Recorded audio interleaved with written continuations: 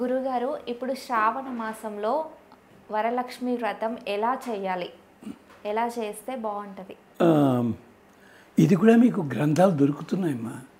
వరలక్ష్మి వ్రతం పద్ధతి అని చెప్పి పుస్తకాలు దొరుకుతున్నాయి, ప్రత్యేకించి చెప్పక్కర్లే. కానీ మీరు అడిగారు కనుక ఈ వ్రతాలు చేసేటప్పుడు కొన్ని పొరపాట్లు చేస్తున్నారు. ఆ పొరపాట్లు మానేయండి ముందు. అవి ఏమిటో చెప్తాను. వరలక్ష్మి వ్రతం చేసేటప్పుడు భక్తి కంటే ఎక్కువగా ఆర్భాటాలు ఎక్కువైపోతున్నాయి. అలంకరణల పేరు చెప్పి ఏవేమిటో అలంకరించేసేయడం బాగుంది.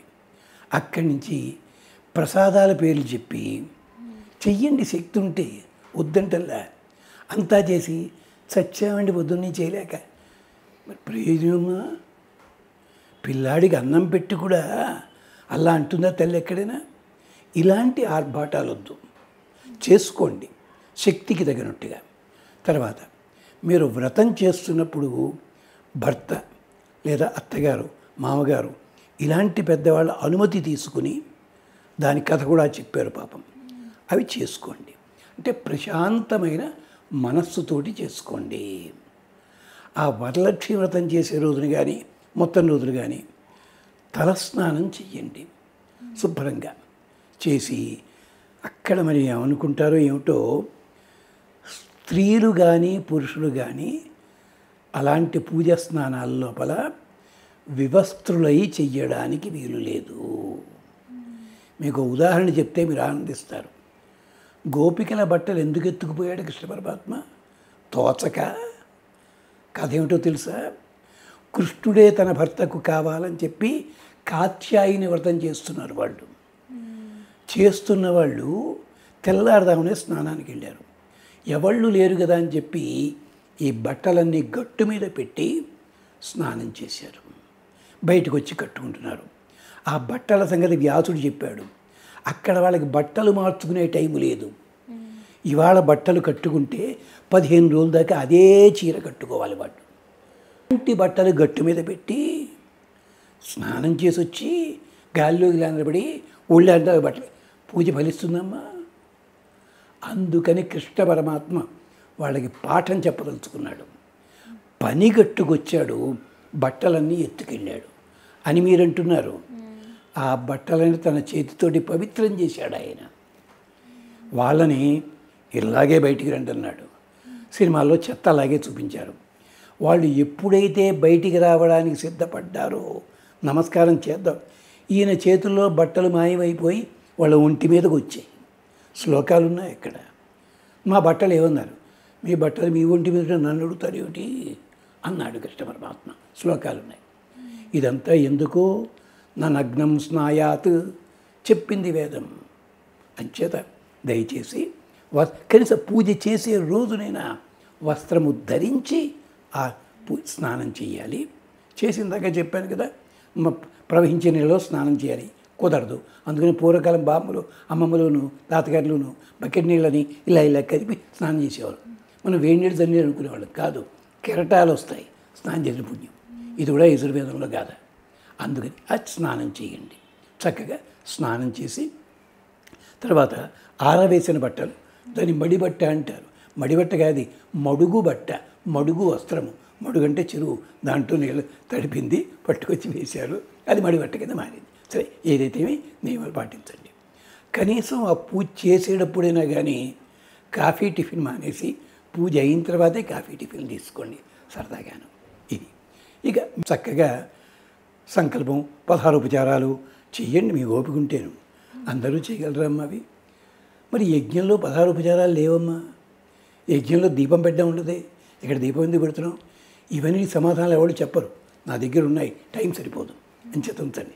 అంచేత ఏమిటి కారణం? ఏమిటంటే మొట్టమొదటిగా దీపం పెట్టిన పెద్ద మనిషి మనువు, స్వయంభూ మనువు. బ్రహ్మదేవుడు చెప్పాడు, ఇక్కడి నుంచి పూజల్లో దీపం నువ్వు పెట్టు, నిన్ను మానవులు అనుసరిస్తారు. యజ్ఞంలో దీపం అవసరం లేదు. అందుకని దీపం శ్రద్ధగా వెలిగించండి. వెలిగించి అక్కడ మీ తోచినట్టుగా ఆచారాలు ఉంటే చేయండి, పర్వాలేదు. షోడశోపచార పూజలు అవి చేసిన తర్వాత చక్కగా శ్లోకాలు చదువుకోండి. స్తోత్రాలు, లక్ష్మీ అష్టోత్తరము, దుర్గా స్తోత్రము ఇలా ఉంటాయి కదా. వాటితో పాటుగా శివాష్టోత్తరం చదువుకోండి, విష్ణు అష్టోత్తరం చదువుకోండి. సహస్రామం వద్ద దాన్ని మాట్లాడాలి మీ టైము. అష్టోత్తరం చేసుకోండి. లేదు 24 నామాలు ఇలా ఉంటాయి కదా, అవైనా చదువుకోండి. చదువుకుని అప్పుడు చక్కగా మీరు హారతి ఇవ్వండి, నైవేద్యం పెట్టండి, మంగళహారతి పాడండి. మంగళహారతి దేనికి అంటే, అమ్మ చేశాము, మాకు ఇచ్చావు ఈ శక్తిని, నీకు సమర్పిస్తున్నాం తల్లి, అందుకేనమాట హారతి. హారతి ఇవ్వడానికి కూడా అందరూ ఓ మంత్రం చదువుతుంటారు, ధూరసి ధూర్వంతం ధూర్వామ.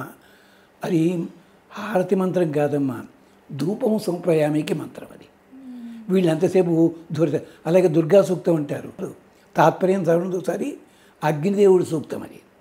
అతనికి దుర్గా అని పేరు, కష్టములు తొలగిస్తాడు కనుక.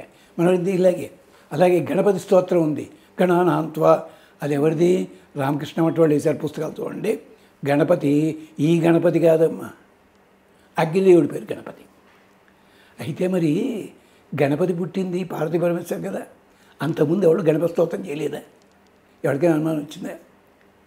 పార్వతీ పరమేశ్వరులు పుట్టని కిందట విఘ్నం తొలగించడానికి ఎవరిని పూజ చేశారు? ఎవరిని అడిగారు? ఈ మాట వేదంలో ఉంది. అంచేత ఇదనమాట. అంచేత మీకు తెలిసి చేయండి, తప్పేలేదు, అది కాదంటలేదు. హాయిగా చేసుకుని అప్పుడు చక్కగా ఆరాధన చేసిన తర్వాత ఒకసారి హారతిని ఇల్లంతా చూపించండి. చూపించేసి తీర్థం తీసుకోండి, ప్రసాదం తీసుకోండి. కింద కూర్చోలేకపోతే కూర్చొని చదవండి. ఇక్కడ లక్ష్మీ అష్టోత్తరం కానీ లక్ష్మీ సహస్రం చదువుకోలేరు, టైం సరిపోదు మీకు. అంటే ఇంతకుముందు చెప్పినట్టుగానే కనకధారాస్తవం, లలిత అష్టోత్తరం, శివాష్టకమైనా చదవండి, హయగ్రీవ స్తోత్రమైనా చదవండి. ఇలా చేసుకోవాలి వ్రతం అంటేను. దానివల్ల మళ్ళీ బోల్డన్ని ఫలితాలు శ్రీ సూక్తంలో ఉంటాయి. అవన్నీ ఆ ఫలితాలన్నీ కూడా చెప్పారు. శ్రీయం లక్ష్మీం జాతవేదో మమావ. దీపం ఎందుకు పెట్టాము? భగవంతుడికి భక్తుడికి అనుసంధానము. అదేదో కాదండి, అగ్నిదేవుడి అనుసంధానం. ఇక్కడ ఇద్దరికి దూత. అందుకని చూడండి, సీతాదేవి దగ్గరికి ఎవరిని పంపించాడు? హనుమంతుడిని. హనుమంతుడు ఎలా చూపించాడు? దూత నిప్పండిని చూపించాడు అక్కడ, అది గమనించండి. అలాగే రుక్మిణి అమ్మవారు కృష్ణుడి దూతను పంపించింది, ఆయన పేరేమిటి? అగ్నిద్యోతనుడు. గమనించదు చూడండి, తమాషా. ఇలాగనమాట దేవతలకి భక్తులకి అనుసంధానము అగ్నిదేవుడు. దీపం శ్రద్ధగా వెలిగించండి. ఇంకొక పొరపాటు చేయకండి. ఒత్తిని ఇలా ఎగసం దూసిన తర్వాత నెత్తికి రాసుకుంటుంటారు, నూనె వేస్ట్ అవుతుందని చెప్పి. దయచేసి చెయ్యకండి, అది తువ్వాలికి తొడవండి. ఇంకొక ప్రధానమైన తప్పు, పూజలో ఉత్సాహం మనకు ఉంటుంది, పువ్వులు దొరకలే బయట, అందుకని గులాబీ పువ్వు తీసుకుని రేకులు పీకేసి ఒక్కొక్క రేకుతో చెప్తాం. ఒక్క గులాబీ పువ్వుతోటి 3 అష్టోత్తరాలు అయిపోతాయి. అమ్మ, పువ్వులు దొరక్కపోతే 108 నామాలకి కలిపి ఒక్కటే పువ్వు పెట్టండి తప్ప, పూల రేకులు విడగొడితే అనుభవించదగిన వయసులో ఉన్న భార్యాభర్తల్ని విడగొట్టిన పాపానికి పోతాం. ఇది వేదాంత దేశికులని మహానుభావులు 700 సంవత్సరాల కిందట ఒక గ్రంథంలో చెప్పారు, పురాణంలో కూడా ఉంది అది. తర్వాత ఒక్క శ్రావణ మాసంలోనే అక్షతలతోటి లక్ష్మీదేవిని ఆరాధించవచ్చు.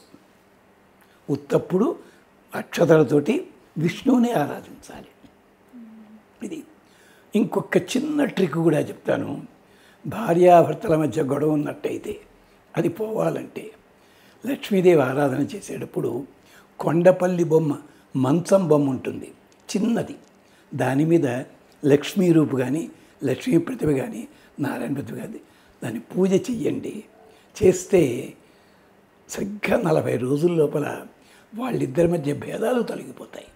దీని పేరేమంటారంటే అశూన్య సేన వ్రతం అని చెప్పి విష్ణు ధర్మోత్తరంలో ఉంది. అది ఈరోజు చేసుకోవడం చాలా విశేషం.